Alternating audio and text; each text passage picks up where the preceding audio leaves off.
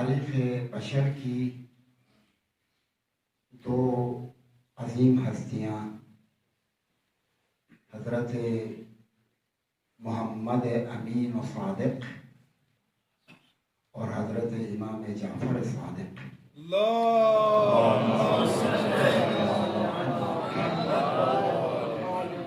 دونوں کی طرف منتسب یہ جشن، یہ محفل جشن، حقیقت یہ ہے کہ اس سے پہلے جو بھی آیا اپنی بساط کے حساب سے اس نے حق ادا کر دیا۔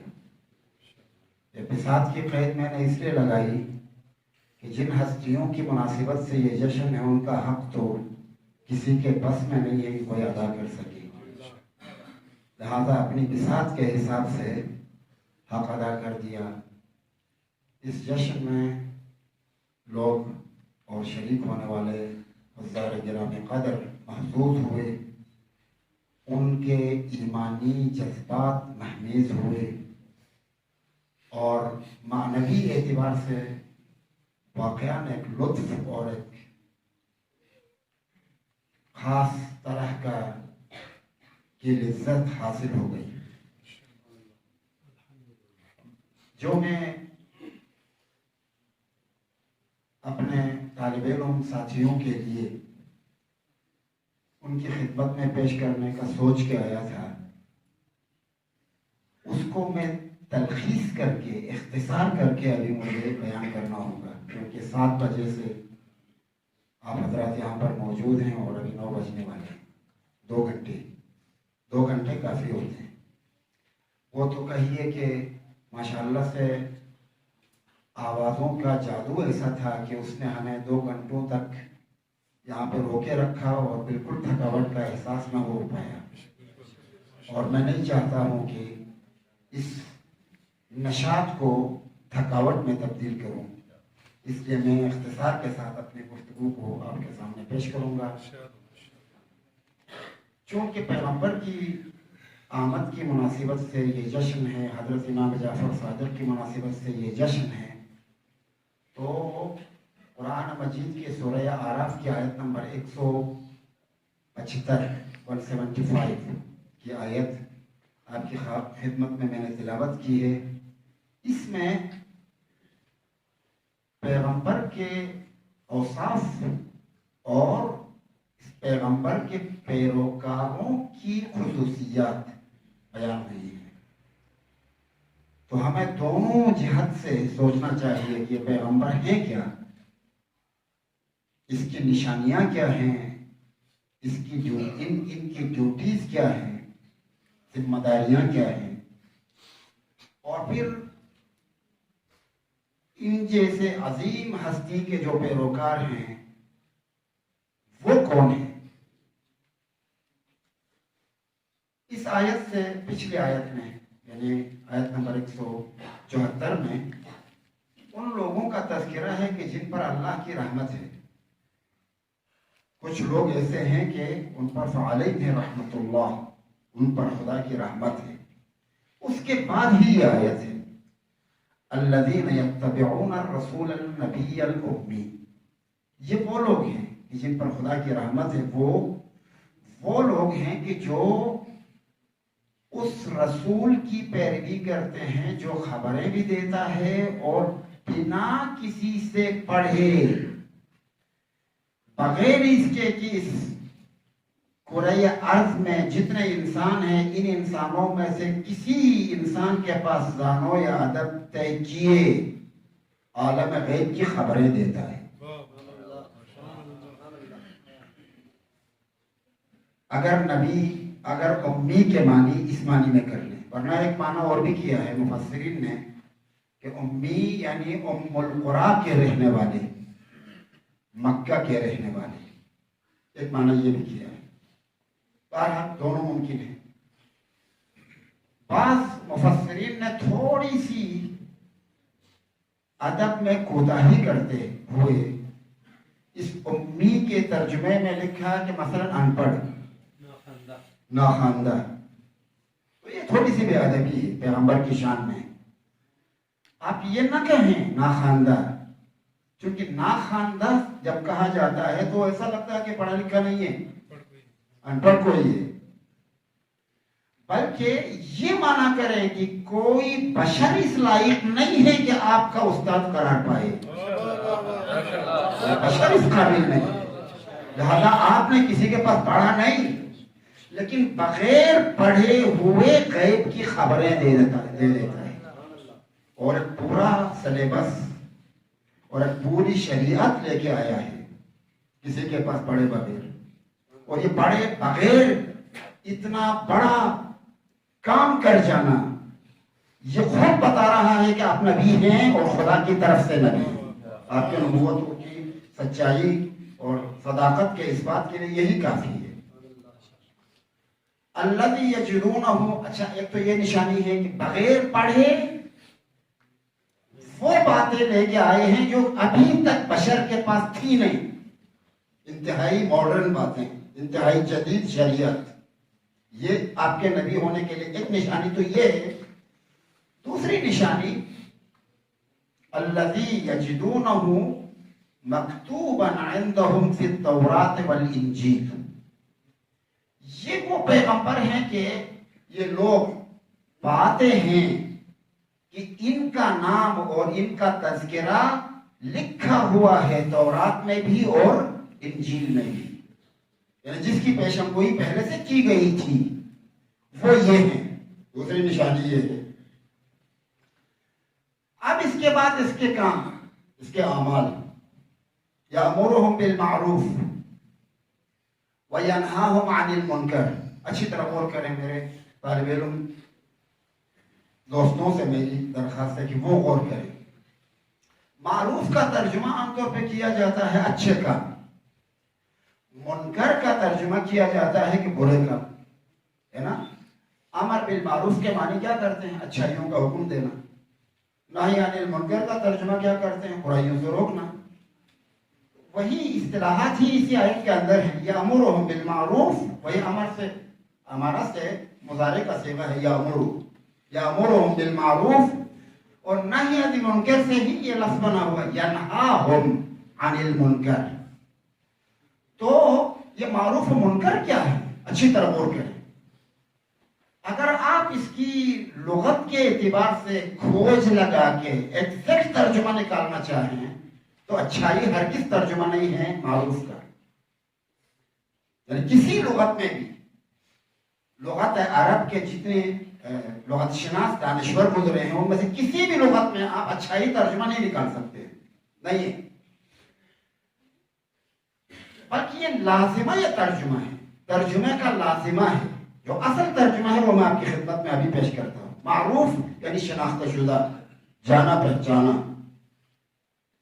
جتنے بھی اچھے کام ہیں وہ سب کے سب فطرت کے پاس جانے پہچانے ہیں، فطرت انہیں جانتا ہے، اس لیے انہیں معروف کہا جاتا ہے۔ مثلا سچائی، فطرتاً انسان سچا ہوتا ہے جب تک کہ اسے جھوٹ نہ سکھایا جائے، یعنی جھوٹ کہیں اور سے سیکھنا پڑتا ہے، سچائی سکھائی نہیں جاتی ہے، سچائی فطرت میں ہے، یعنی اس کے اندر ہے۔ ٹرانسپیرنسی اور شفافیت فطرت میں ہے، جھول اور ہیرا پھیری سیکھنی پڑتی ہے، دھوکہ دہی سیکھنی پڑتی ہے، وہ کہیں اور سے سیکھتا ہے، کہیں اور سے۔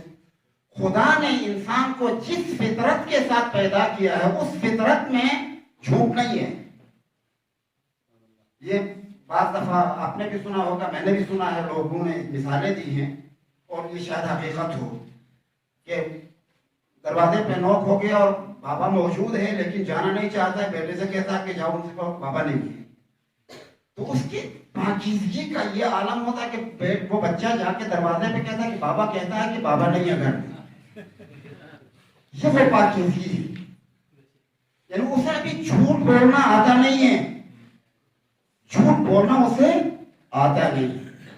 بس خوب غور کریں، بس جھوٹ کو فطرت پہچانتا نہیں ہے، اور منکر کے معنی ناشناس، ناشناختہ، اس لیے جھوٹ منکر ہے اور سچ मारूफ, यानी सच फितरत के पास मारूफ है, शनाख्त शुदा है, और झूठ फितरत के पास मुनकर है, फितरत उसे जानता ही नहीं है। मुनकर के मानी इनकार करने के नहीं है, नाशनाख्ता। भाई आपके ग्रामर में इस्म या नकिरा है या मारिफा, आपने पढ़ा है ना, इसमें नकिरा मारिफा। मारिफा यानी क्या? शनाख्त शुदा। अगर वो लफ्ज इस्तेमाल हो जाए तो उसका माना आपके जहन में शनाख्त शुदा आ जाए तो उसे कहते हैं मारिफा। और लफ्ज आप सुने और आपके जहन में कोई मुअय्यन माना ना आए तो उसे कहते हैं नकिरा। तो झूठ वो चीज है जो फितरत उसे जानती नहीं है, इसलिए वो मुनकर है, और सच वो चीज है कि जिसे फितरत जानती है, इसलिए वो मारूफ है। उसी तरह इंसाफ, फितरत उसे जानती है, इंसाफ को जानती है, जुल्म फितरत उसे नहीं जानती है। यानी जितने भी मुहर्रमात हैं शरअन, वो सब के सब ऐसे हैं कि फितरत उसे नहीं जानती है, इसलिए उनको मुनकरात कहा जाता है। और जितने भी अच्छे काम हैं उनको फितरत जानती है, इसलिए उन्हें मारूफ कहा जाता है। अब आपकी बात समझ में आ गई कि मारूफ को मारूफ इसलिए कहते हैं कि फितरत उन्हें जानती है, और मुनकर को मुनकर इसलिए कहा जाता है कि फितरत उन्हें नहीं जानती है। पैगंबर आए हैं फितरत ने जिन चीजों को पहचाना था पहले से, उन चीजों का हुक्म देने के लिए। यानी पैगंबर आए हैं कोई नया काम करने नहीं, जो आपकी फितरत में है उसी को सही हल करने, उसी को पॉलिश करने के लिए, कोई नया काम करने आए नहीं है। अल्लाह ने बशर को जिस तरह से बनाया है उसी को उसी तरह रखने के लिए कि कोई और आके हाईजैक ना करे, कोई और आके उसे खराब ना करे, उसके लिए पैगंबर आए हैं। यामुरुहुम बिल मारूफ व यनहाहुम अनिल मुनकर। दूसरा काम जो पैगंबर का है, वह युहिल्लु लहुमुत तय्यिबात व युहर्रिमु अलैहिमुल खबाइस। तय्यिबात उनके लिए हलाल कर दे और खबाइस उनके लिए हराम। ये दो लफ्ज हैं अरबी के, तय्यब और खबीस। खबीस का लफ्ज कभी कभी घूम घाम के हमारे मुआशरे में भी आता है, हम भी कभी कभी हमारे मुआशरे में भी ये लफ्ज इस्तेमाल करते हैं। तय्यब शायद इस्तेमाल न करते हैं, खबीस इस्तेमाल करते हैं गाली के तौर पे, है ना, गाली के तौर पे इस्तेमाल होता है, वरना उसका माना उनको नहीं मालूम। तय्यब और खबीस क्या है, खूब गौर करें। तय्यब का एग्जैक्ट तर्जुमा मुझे नहीं आता है, मैं सही बता रहा हूं, निशानियां और अलामतें आपको बता सकता हूं, उसके बाद आप खुद पहचानेंगे। फर्ज कर लें फल या तय्यब है या खबीस। सेब बतौर मिसाल, सेब या नाशपाती मसलन, या तय्यब है या खबीस। तय्यब किसे कहते हैं? तय्यब वो फल है, वो सेब है, वो नाशपाती है जो देखने में खुशनुमा है, सूंघे तो बू उसकी अच्छी आती है, काट के खाएं तो लजीज है। यानी हर जिहत से देखें उसमें कहीं पर झोल, कहीं पर खराबी और कहीं पर कोई कमी नहीं है। इसे कहते हैं तय्यब। वल कलिमु तय्यब इलैहि यरफउल कलिमु तय्यब वल अमलु सालिह यरफउहु। कुरान मजीद में बातों को भी, बात बातों को तय्यब कहा है और बात बातों को खबीस। बातें भी ऐसी हैं, जिस तरह फल खुशनुमा, खुशबूदार और खुश जायका, कोई कहीं किसी एतबार से उसमें खामी ना हो। बात बातें भी ऐसी हैं कि जिस तरह से उनके जाहिर में हुस्न है, उनके बातिन में हुस्न है, नतीजे के एतबार से और असर के एतबार से भी हुस्न रखता है, तो वो बातें हैं तय्यब।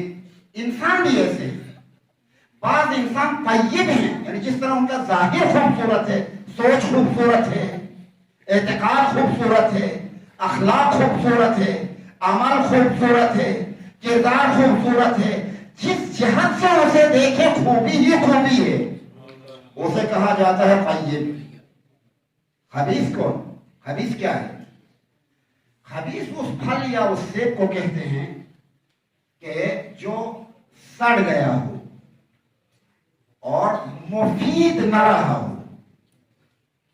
یہاں میں شروع میں جب آیا تھا آپ کے گنجور میں تو ایک گھر میں نے رہائش کے لیے گھر کو اختیار کیا تھا, اور گھر کو اس لیے اختیار کیا کہ اتفاق سے وہاں گیا تو مجھے ناشپاتی کا درخت نظر آیا, تو مجھے پسند تھا ناشپاتی, اس لیے میں سوچا کہ ہاں ناشپاتی بھی ملیں گے.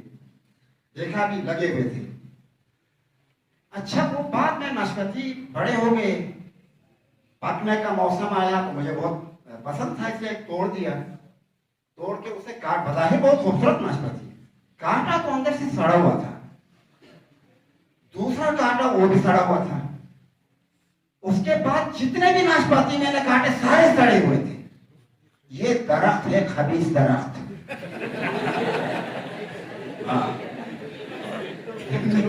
یہ لطیفہ نہیں ہے, یہ حقیقت ہے, تشریح ہے اسی کی. یہ لطیفے کے طور پہ نہیں کہہ رہا ہوں, یعنی یہ اسی معنی کو سمجھنے کے لیے ذکر کر رہا ہوں. یہ خبیث ہے.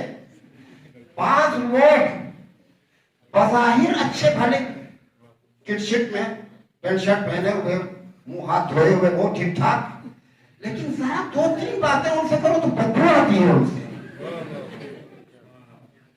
اور اگر فرض کرو باتیں بھی کچھ اچھی ہیں تو ان کے ساتھ کچھ عرصہ رہو تو بدبو آتی ہے. وہ اندر کی جو خباثت ہے وہ آہستہ آہستہ باہر نکلتی ہے. یہ انسان ہے خبیث انسان. خبیث انسان یعنی جس طرح خبیث پھل مفید نہیں ہے, خبیث انسان بھی مفید نہیں بلکہ مضر ہو, نقصان دہ ہو. اب آتے ہیں اس آیت کی طرف.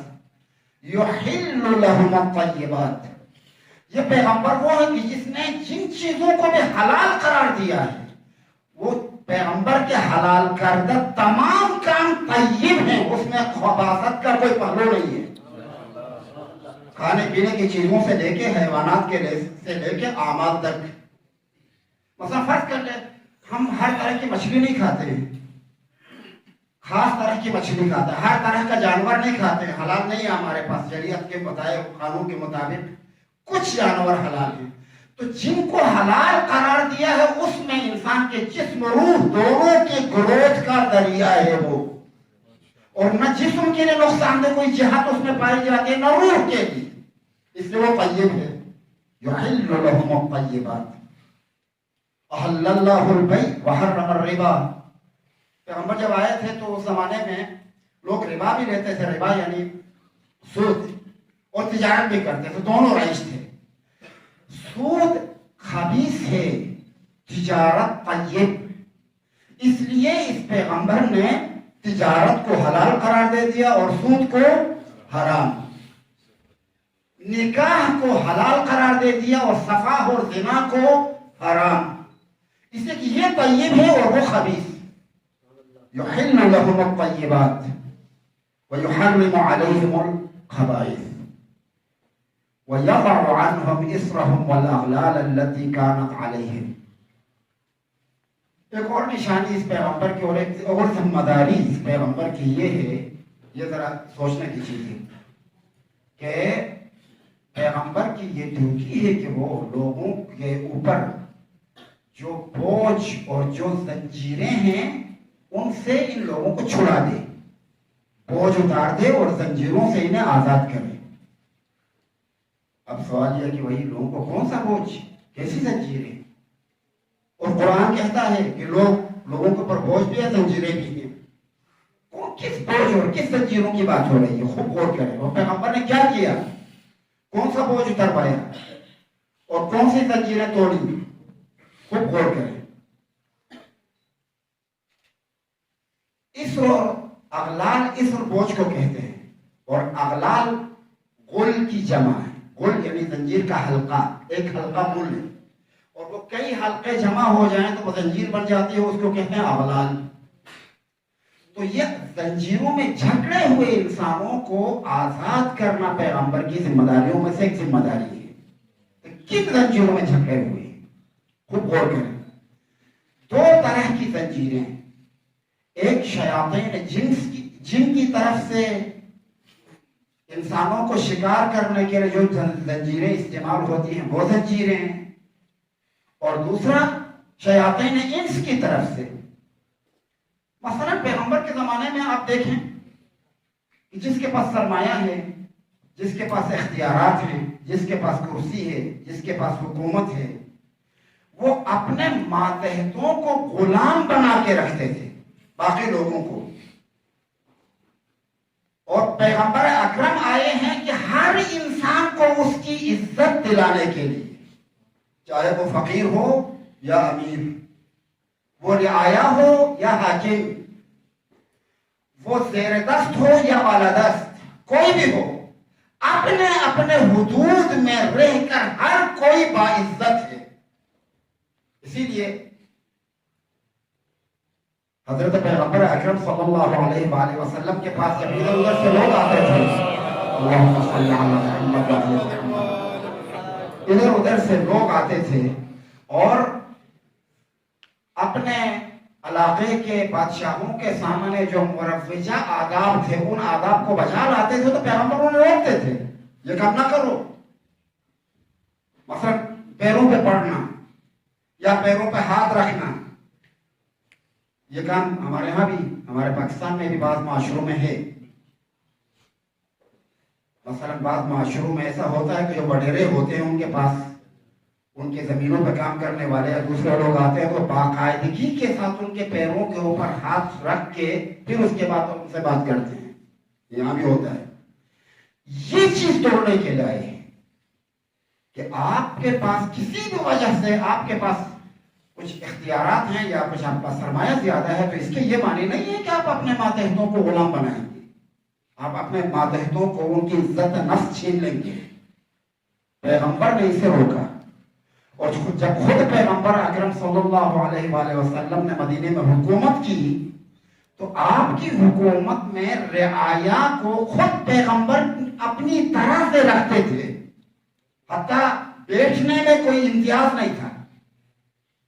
یہ میں نے خود براہ راست متون حدیثی میں یہ حدیث نہیں دیکھی ہے، لیکن حضرت آیت اللہ مطہری کی کتابوں کا جب مطالعہ کر رہا تھا تو ان میں مجھے یہ چیز مل گئی ہے کہ کچھ لوگ آئے تھے پیغمبر اکرم کے پاس، کوئی ڈیلیگیشن آئی تھی، اور پیغمبر اس طرح سے گھومے ہوئے تھے کہ وہ آنے والوں کو پتہ نہیں چل رہا تھا کہ ان میں سے کون پیغمبر ہے۔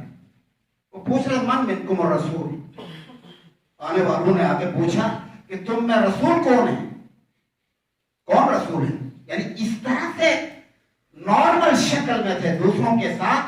اب ہمارے ہاں دیکھیں ابھی یہاں پر میں اور آپ الگ ہیں، میں نے خاص شکل بنائی ہے، ایک پگڑی، ایک جبہ، ایک عبا، اس سے میں ممتاز اور الگ نظر آتا ہوں۔ پیغمبر ایسا نہیں کرتے تھے، یعنی یہ ان کی روش نہیں تھی۔ یہی لباس شاید اس زمانے میں بھی یہ لباس ہوتا تھا، لیکن یہ لباس سب کا تھا، یہ صرف پیغمبر کو تھوڑی تھا، عرب کا لباس تھا یہ، یعنی پیغمبر بے عنوان پیغمبر نہیں پہنتے تھے، بے عنوان عرب پہنتے تھے، تو سارا عرب کا یہ لباس تھا، تو سب اسی لباس میں ہوتے تھے، تو ان کو آنے والوں کو پتہ نہیں چلتا تھا کہ ان میں سے پیغمبر کون ہے۔ من منکم الرسول، تم میں سے رسول کون ہے؟ تو حضرت پیغمبر بتاتے تھے کہ میں رسول ہوں، پھر آپ کے پاس آتے تھے اور بات کرتے تھے۔ اس کا مطلب یہ ہوا کہ اپنے دور حکومت میں، اپنے دور اقتدار میں کوئی امتیازی شان اپنے لیے پیغمبر نے رکھی نہیں، کوئی الگ جہت اپنے لیے رکھی نہیں، کوئی الگ کرسی اپنے لیے رکھی نہیں۔ یہ وہ چیز ہے کہ یضع عنہم اصرہم والاغلال التي كانت علیہم۔ دوسری چیز وہ باتیں، وہ کام کی جن کی وجہ سے کوئی انسان آہستہ آہستہ شیطان کے ہاتھ میں جاتا ہے اور شکار ہو جاتا ہے، اور شیطان اسے بندگی کے راستے سے نکال کر طغیان گری پر لگا دیتا ہے، اس راستے کو بھی پیغمبر نے کاٹا اور اسے بھی یعنی الگ، یعنی کیا کہتے ہیں، جدا کر دیا۔ اس معنی میں بھی یضع عنہم اصرہم والاغلال التي كانت علیہم۔ خوب، بس یہ پیغمبرانہ کام ہے۔ کون سے کام؟ فطرت کے پاس شناختہ شدہ جو اچھائیاں ہیں ان کا حکم دینا، فطرت کے پاس جو ناشائستہ کام ہیں، جو نامناسب کام ہیں، جن کو فطرت نہیں جانتی ہے، ان سے منع کرنا، طیبات کا حکم دینا اور خبائث کو حرام قرار دینا، اور پانچویں چیز لوگوں کی عزت نفس کو محفوظ رکھنا۔ یہ پیغمبرانہ کام ہے، یہ پیغمبر کے کام ہے۔ فالذین آمنوا بہ، جن لوگوں نے اس پیغمبر پر ایمان لایا۔ ایمان جاننا نہیں ہے، ہاں صرف جاننا کہ یہ خدا کی طرف سے آیا ہوا ہے، یہ جاننا ایمان نہیں ہے، بلکہ ایسا جاننا کہ اس کے نتیجے میں انسان کے دل میں وہ یقین پیدا ہو کہ اس یقین کا لازمہ اس کے کہے ہوئے پر عمل کرنا ہو، یہ ایمان ہے۔ ایسا علم، اس علم سے حاصل ہونے والا وہ یقین کہ اس یقین کے نتیجے میں انسان عمل پہ وادار ہو جائے، اسے کہتے ہیں ایمان، یہ کیفیت۔ فالذین آمنوا بہ، جن لوگوں نے اس پیغمبر پر ایمان لایا ہے، وعزروہ، اور اس کی حمایت کی ہے، اس کی بیکنگ کی ہے، ونصروہ، اور جہاں اس کو مدد کی ضرورت پڑی، چاہے جانی یا مالی، تو جانی مالی اعتبار سے مدد بھی کی، اس کی بیکنگ کی، اس کی مدد کی۔ واتبعوا النور الذی انزل معہ، اور اس نور کی پیروی کی کہ جو اس پیغمبر کے ساتھ نازل کیا گیا ہے۔ اس میں دو لفظ استعمال ہوئے، انزل اور دوسرا معہ۔ انزل کے حساب سے مفسرین نے لکھا اس سے مراد قرآن مجید ہے، نور سے مقصود قرآن مجید ہے۔ بعض مفسرین نے کہا وہ قرآن مجید تو انزل علیہ استعمال ہوتا، پیغمبر پر نازل ہوا، پیغمبر کے ساتھ نہیں۔ اس ساتھ نازل ہونے سے معلوم ہوتا کہ یہ کتاب نہیں ہے، پیغمبر کی طرح کی کوئی شخصیت ہو جو پیغمبر کے ساتھ نازل ہوئی ہے، لہذا اس سے مراد حضرت امیر المومنین ہے۔ بعض مفسرین نے قرآن لیا ہے، بعض مفسرین نے حضرت مولا امیر المومنین، اللہ یہاں دونوں علی اور مع القرآن والقرآن مع علی، دونوں کی تعلیم تو ایک ہے اور دونوں میں کوئی فرق نہیں ہے۔ تو آپ قرآن کہیں تو بھی علی سمجھ میں آئے گا، علی کہیں تو بھی قرآن سمجھ میں آ جائے گا۔ تو جو پیغمبر پر ایمان لانے کے ساتھ ساتھ اس نور پر بھی ایمان لائے جو پیغمبر کے ساتھ نازل ہوا ہے، اولئک هم المفلحون، یہ وہ لوگ ہیں کہ جو کامیاب ہیں۔ اچھا برادران گرامی، میرے دوستوں، میرے عزیز طالب علموں، خوب غور کیجیے گا، ہر آدمی اپنی زندگی میں تشویش میں مبتلا رہتا ہے، اور اس لیے تشویش میں مبتلا رہتا ہے، پتہ نہیں میں کامیاب ہو جاؤں گا یا نہیں۔ بزنس مین بھی اپنی بزنس میں کامیابی کے حوالے سے تشویش میں رہتا ہے، طالب علم اپنے علمی کامیابیوں کے حوالے سے تشویش میں رہتا ہے، ہر آدمی اپنی زندگی میں تشویش میں مبتلا رہتا ہے۔ ہم سب انسان بحیثیت انسان جب اس پریاض پر آئے ہیں تو یعنی کیا کہتے ہیں، مخفی تشویش ہے ہر انسان کے پاس، منتہا وہ کبھی اس تشویش کی طرف متوجہ ہو جاتا ہے، کبھی نہیں ہو جاتا ہے، کہ پتہ نہیں میں کامیاب ہوں یا نہیں، میں درست راستے پہ ہوں یا نہیں، اور مجھے اس دنیا میں جو بھیجا گیا ہے، تو جس مقصد کے لیے مجھے بھیجا گیا میں اس مقصد کو پا رہا ہوں یا نہیں، یہ تشویش ہے۔ یہ تشویش تب برطرف ہوگی کہ جب ہمارے اندر یہ خصوصیتیں ہوں گی۔ کون سی؟ آمنوا بہ وعزروہ ونصروہ واتبعوا النور الذی انزل معہ۔ اچھا یہاں خوب غور کیجئے، ایمان پیغمبر پر لانا ہے، اس کی بیکنگ کرنی ہے، اس کی مدد کرنی ہے، اور اس نور کی پیروی کرنی ہے جو پیغمبر کے ساتھ نازل ہوا ہے۔ اگر یہ خصوصیتیں ہیں تو آپ کو تشویش نہیں ہونا چاہیے۔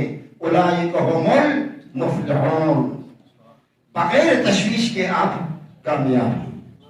بس اگر ہم کامیابی چاہتے ہیں، نتیجہ یہ ہے، اگر ہم کامیابی چاہتے ہیں تو پیغمبر اور پیغمبر کی تعلیمات اور حضرت امیر المؤمنین کی پیروی اس کو سرلوحے زندگی قرار دے دیں، اور اگر اس کو سرلوحے زندگی قرار دے دیں گے تو تشویش برطرف ہو جائے گی، اس لیے کہ اس کی گارنٹی خدا نے لی ہے، وَأُولَٰئِکَ هُمُ الْمُفْلِحُونَ۔ دعا کرتا ہوں کہ پروردگار عالم ہم سب کو آج کے یعنی جس عید کی مناسبت سے یہ جشن منعقد کی گئی ہے، ان مسعود صادقین کے طفیل میں ان کے واسطے سے ہم خدا سے دعا کرتے ہیں پروردگارہ ہمیں مفلحین میں سے قرار دے دے۔ وصلی اللہ علی سیدنا محمد وآلہ الطاہرین۔